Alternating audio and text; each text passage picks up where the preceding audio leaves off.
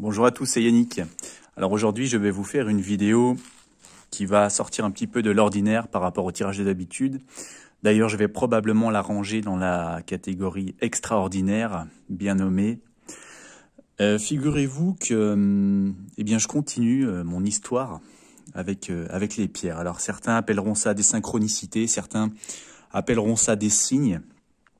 Finalement, peu importe. En tout cas, je vais vous raconter ce que j'y vois moi aujourd'hui. Alors je n'ai pas encore toutes les clés pour déchiffrer le message, mais je pense qu'il y a quand même quelque chose qui peut-être ne me concerne pas que moi. Donc quand il arrive des choses comme ça, j'aime bien pouvoir témoigner afin que tout le monde puisse se pénétrer du message. Donc en fait aujourd'hui nous sommes le 25 mars 2021. Je décide cet après-midi de faire une petite promenade, voilà, pendant une petite heure avec ma chienne, donc je l'emmène. Hein. Je me balade dans des chemins et puis en rentrant dans un pré, mon regard se heurte par terre sur une pierre. Alors ce n'est pas la première pierre, hein. Vous savez, si vous me suivez, vous trouverez d'autres vidéos où j'ai déjà reçu des messages, des confirmations à travers des pierres. Donc mon regard s'arrête sur un fossile. Je le ramasse. En fait, je vois un coquillage.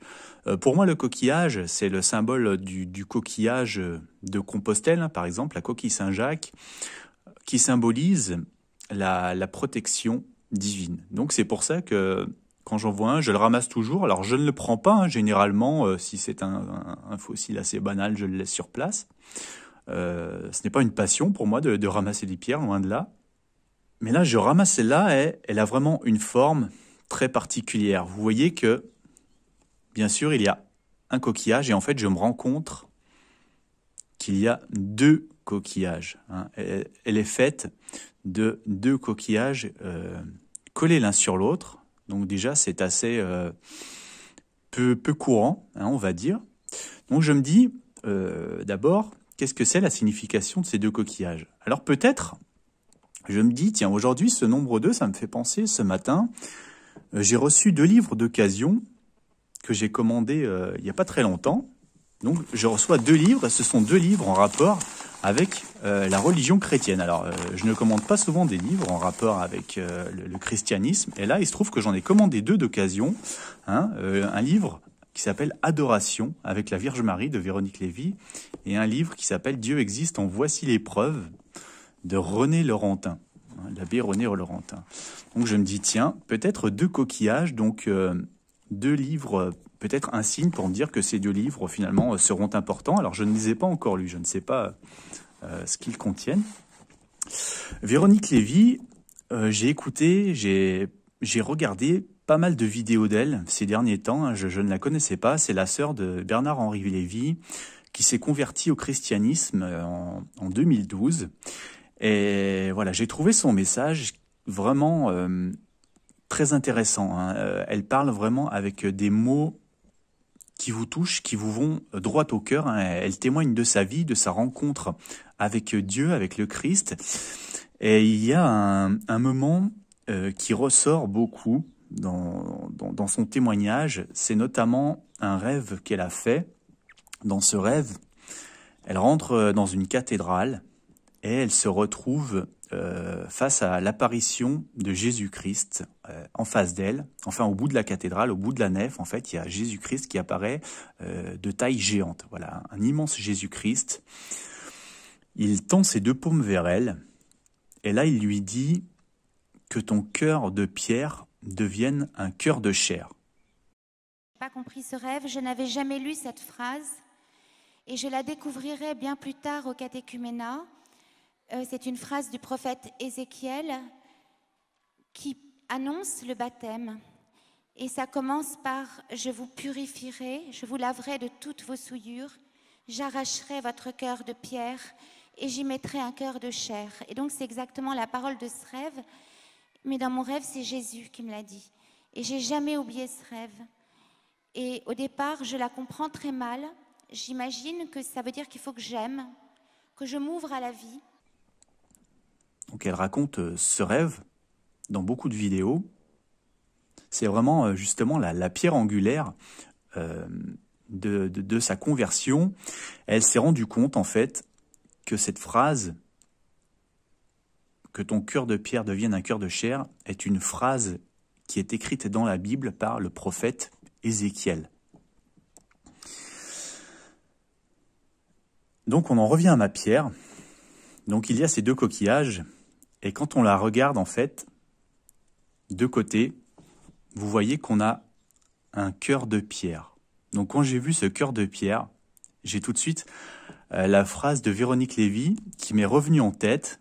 Elle m'est d'autant plus revenue en tête que hier soir, je lisais justement un autre livre, encore de René Laurentin, L'Esprit Saint c'est inconnu, et je tombe sur le passage d'Ézéchiel qui dit « Je vous donnerai un cœur nouveau et je mettrai en vous un esprit nouveau. J'ôterai de votre chair le cœur de pierre et je vous donnerai un cœur de chair. » Donc c'est marrant, j'ai lu ça hier soir et là j'ai immédiatement pensé à Véronique Lévy. Et donc aujourd'hui, voilà que je tombe par hasard. Vous savez que le hasard n'existe pas. Hein. Einstein le dit lui-même. Dieu ne joue pas au dé.